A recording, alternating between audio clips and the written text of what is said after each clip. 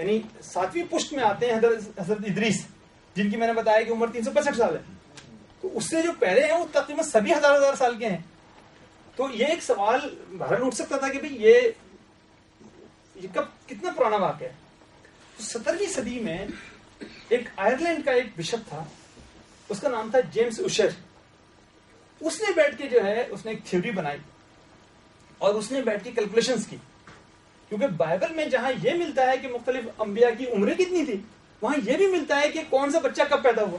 یعنی جو آنے والا بڑا، مثال کے طور پہ حضرت شیش کے بارے میں ہے کہ بھئی حضرت آدم اتنے سال کے تھے تو حضرت شیش پیدا ہوئے، یا حضرت شیش اتنے سال کے تھے جب انوش پیدا ہوئے، یا حضرت انوش اتنے سال کے تھے جب کنان پیدا ہوئے، جب کنان اتنے سال کے تھے جب مہللئیل پیدا ہوئے، جب مہللئیل اتنے سال کے تھے تو یارد پیدا ہوئے، جب یارد اتنے سال کے تھے تو ادریس یا ہنوک پیدا ہوئے.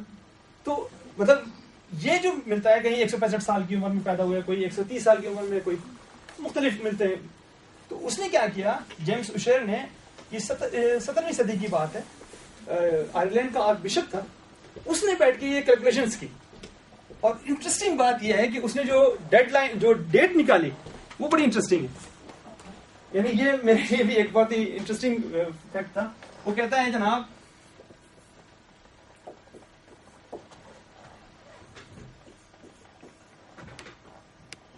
قبل مسیح صبح 9 بجے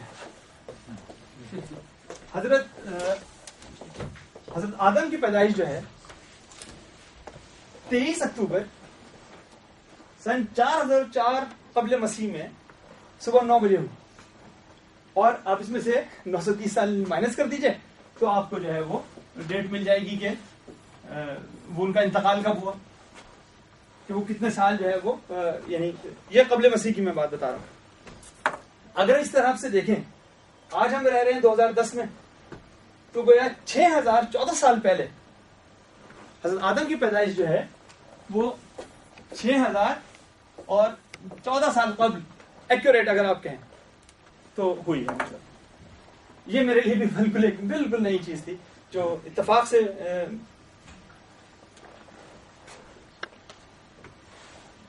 اچھا اس میں ظاہر ہے کہ سوالات اٹھ سکتے ہیں، کیونکہ اچھا آپ یہ دیکھیے کہ بائبل میں ان چیزوں کا ہونا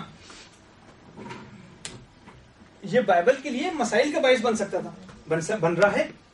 اسی لیے امریکہ میں آپ یہ دیکھیے کہ اس وقت ایک کانفلکٹ چل رہا ہے، اور کانفلکٹ یہ ہے کہ اسکولوں میں نصاب تعلیم پہ بحث ہو رہی ہے. ایک طرف وہ کہہ رہے ہیں کہ جی بائبل کی جو تھیوری ہے، جو مذہبی لوگ ہیں وہ کہتے ہیں جی یہ درست ہے. اس کے برخلاف ایک اور گروپ ہے، وہ کہتا ہے نہیں جی یہ تھیوری جو ہے وہ جو لبرل لوگ ہیں، جو بائبل پہ یقین نہیں رکھتے ہیں، جو وہ کہتے ہیں نہیں جی یہ درست نہیں. ڈارون کی جو تھیوری ہے ہم نے اس کے حساب سے چلنا ہے. تو وہ ایک انٹیلیجنس، کیا ہے اس کا نام ہے، designed intelligence, some thing like that, کچھ اس طرح کا ہے نا، کہ وہ ایک انٹلیکچوئل ڈیزائن، یعنی کوئی ایک ایسا شعور ہے جس نے یہ سب کچھ ڈیزائن کیا ہے، لیکن وہ خدا کے سے انکاری کرنے والے لوگ ہیں، جو کہ مطلب تو کہنے کا مقصد یہ ہے کہ ڈیٹوں توریت میں موجود ہونے کی وجہ سے یہ سوالات اٹھ رہے ہیں، کیونکہ توریت میں یہ تاریخیں موجود ہیں. اگر توریت میں یہ تاریخیں موجود نہ ہوتی ہیں، عمر موجود نہ ہوتی، تو پھر شاید صورتحال آسان ہو جاتی.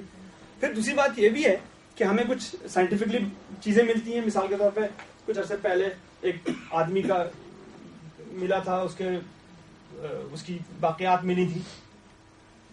یہ اٹلی کے جو پہاڑی علاقے ہیں ایلپس، وہاں پہ برف کے اندر وہ ایک آدمی ملا تھا، اس کے پاس سے تیر وغیرہ بھی ملے تھے. اس کے بارے میں ایک ظاہر کہ سائنٹیفکلی آج کل پروف کیا جا سکتا ہے. ابھی میں ریسنٹلی پڑھ رہا تھا کہ توتن خامون، جس کی جو ہے ڈیڈ باڈی مصر میں 1920 22 23 یا 27 میں نکالی گئی، اس کا انہوں نے پچھلے دنوں ڈی این اے ٹیسٹ وغیرہ کیا. انہوں نے پتا کیا کہ بھائی یہ کس وجہ سے مرا. تو اس کو دیگر بیماریاں بھی تھیں، لیکن وہ ملیریا کی وجہ سے مرا. اور وہ 9 سال کی عمر میں بادشاہ بنا تھا فرعون، اور 20 سال کی عمر میں اس کا انتقال ہو گیا. اور اس کے والدین جو تھے وہ آپس میں بہن بھائی تھے. اس زمانے میں مصر میں بہن بھائیوں کے درمیان میں شادی کا رواج تھا.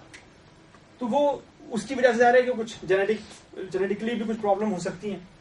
بلکہ جب میں ایجپٹ گیا اور ممیز کو دیکھے تو وہاں پہ زیادہ تر جو ممیز وہاں رکھی ہوئی تھی فرعونوں کی وہ زیادہ دانتوں کی بیماری میں کوئی زیادہ عمریں نہیں تھی سوائے رامسس کے. باقی جتنے بھی فرعون گزرے ہیں وہ بڑی کم عمری میں مرے, 40-45 سال ہی ہو. اور تutankhamun خامون جو ہے وہ تو اس سے بھی کم عمری میں اس کا مطلب ہے کہ وہ مرا. تو بتانے کا مقصد یہ تھا کہ اب سائنٹیفک دور کے اندر ہم یہ پتا کر سکتے ہیں کہ بھئی کاز آف ڈیتھ کیا تھا, کوئی انسان کس طرح مرا اور کب مرا, یہ سب چیزیں ہو سکتی ہیں. تو بائبل میں کیونکہ تاریخیں موجود ہیں تو بائبل کے جو مذہبی افراد ہیں ان کے لیے مشکلات کا باعث ہے کہ وہ اس کو کس طرح سے ایکسپلین کریں گے کہ بھئی اگر چھٹے دن حضرت آدم تخلیق ہوئے اور کائنات جو ہے وہ چھٹے دن ہوئی اور اس کے بعد ساری کائنات, جبکہ وہ بگ بینگ کی تھیوری جو ہے سائنٹیفک اور ایوولوشن کی جو تھیوری ہے ڈارون کی وہ سب آپ کے سامنے ہے. قرآن اس لحاظ سے بہتر ہے کیونکہ قرآن میں ایسی کوئی ڈیٹس موجود نہیں ہے, ٹھیک ہے نا, کہ اس میں کوئی ایسی, یہ ضرور ہے کہ قرآن میں تذکرہ سورہ اعراف میں موجود ہے کہ ہم نے کائنات کو 6 دن میں خلق کیا, ٹھیک ہے 6 دن میں خلق کیا, لیکن اس میں یہ نہیں کہ فلاں ڈیٹ کو یا فلاں اس میں, تو وہاں پہ میرے خیال گنجائش موجود ہے مزید ریسرچ کی اور اس بات کی کہ بھئی آپ کہہ سکیں کہ بھئی ٹھیک ہے اللہ نے کیا ہوگا. اور پھر کون سا دن, کیونکہ جب میں تخلیق کے حوالے سے پڑھ رہا تھا تو روایتیں مل رہی تھیں. مثال کے طور پہ حضرت جابر بن عبداللہ انصاری نے حضرت رسول خدا سے پوچھا کہ بھئی سب سے پہلے اللہ نے کیا چیز خلق کی, تو انہوں نے کہا کہ سب سے پہلے میرا نور خلق کیا. پھر ایک ہمیں حدیث ملتی ہے کہ جس میں حضور صلی اللہ علیہ وسلم فرماتے ہیں کہ میں اس وقت بھی نبی تھا جب آدم مٹی اور پانی کے درمیان میں تھے. ہم نے حدیثیں سنی ہوئی ہیں, یہ روایتیں موجود ہیں. تو اس میں پھر ہم یہ دیکھتے ہیں کہ جناب یعنی کائنات کا جو, اور اس میں یہ بھی ہے اس روایت میں کہ بھئی کائنات کے 1000 سال یا 7000 سال جو ہے یہاں کا ایک دن جو ہے وہاں کا ایک دن یہاں کے 7000 سال کے برابر ہے.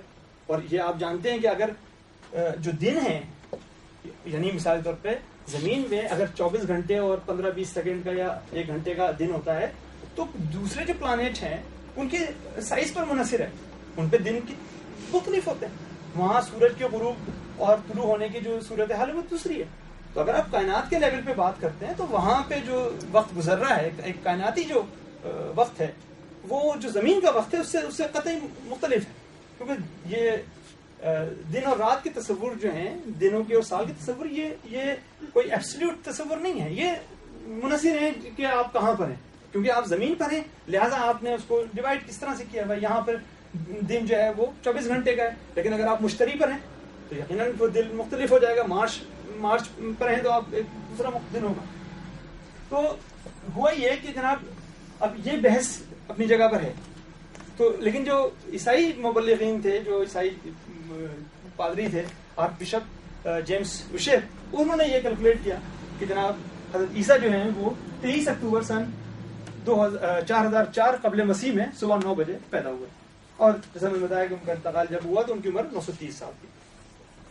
اور حضرت شیس جو تھے ان کو نائب بنایا, انہوں نے اپنی زندگی میں ان کو بنا دیا. میں نے ایک روایت اور بھی پڑھی کہ حضرت شیس کے اوپر بھی صحیفے نازل ہوئے. یعنی حضور صلی اللہ علیہ وسلم سے ایک روایت ہے کہ حضرت شیس کے اوپر تقریباً 50 صحیفے نازل ہوئے. اب ان صحیفوں کو آپ ڈائریکٹ کس انداز میں آپ سمجھتے ہیں, میسیجز, ریولیشن, وحی, مکاشفہ, جس طرح بھی آپ اسے سمجھیں, مطلب یہ. لیکن یہ روایت موجود ہے, قرآن میں ذکر نہیں ہے. یعنی حضرت شیس وہ شخص ہیں جن کا قرآن میں ذکر نہیں ہے. حضرت آدم کے بعد یعنی قرآن میں ٹوٹل 25 انبیاء کے ذکر ملتے ہیں, ہمیں نام آئے ہیں قرآن کے اندر. اور ان افراد کے نام یہ جو کہ پیغمبر نہیں تھے. مثال کے طور پر ذوالقرنین, لقمان, ٹھیک ہے نا, ان کے بارے میں ہمیں پتہ ہے کہ یہ پیغمبر نہیں تھے لیکن ان کا ذکر قرآن میں اچھے اس سے آیا ہے. حکیم لقمان کے بارے میں کہ بھئی یہ واز اے وائس مین, ٹھیک ہے نا, یا ذوالقرنین کے بارے میں کہ وہ جسٹ بادشاہ تھا, انصاف پسند بادشاہ تھا. لیکن کیا وہ نبی تھے, یہ کوسچن مارک ہے. اور اکثر مسلم مفسرین کہتے ہیں کہ نہیں, ان کا ذکر اچھے ناموں سے ضرور قرآن میں آیا. تو اگر آپ انبیاء کی بات کریں تو 25 انبیاء کے نام قرآن میں آئے ہیں. حضور صلی اللہ علیہ وسلم کا نام 4 مرتبہ آیا ہے. جو باقی 24 ہیں وہ 24 ہمیں توریت میں بھی ملتے ہیں. یعنی توریت اور قرآن میں جو انبیاء کے نام مشترک ہیں وہ 24 ہیں, حضرت آدم سے لے کے اور حضرت عیسیٰ تک. اب ظاہر ہے کہ اس میں آپ یا تو 24